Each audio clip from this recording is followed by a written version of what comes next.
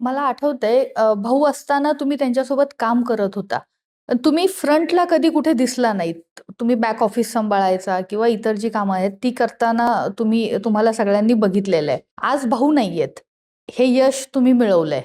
आमदारकीची पहिली टर्म ही सक्सेसफुली म्हणजे पहिलंच वर्ष जे आहे त्याच्यामध्ये एवढा मोठा विजय मिळवणं. तर आज काय वाटतं? आज भाऊ असते तर काय वाटतं? निश्चितच भाऊ असते तर आणखीन चित्र वेगळं झालं असतं. भाऊ असते तर आज जे आम्ही "अबकी बार सौ पारचा नारा लावलेला होता.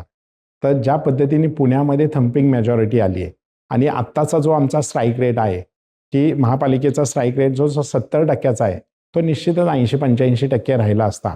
आणि जे मधल्या काळामध्ये जी विकासाची कामे थांबलेली होती, की प्रशासनाच्या काळामध्ये जे कामं थांबली होती, ती निश्चितच थांबली नसते.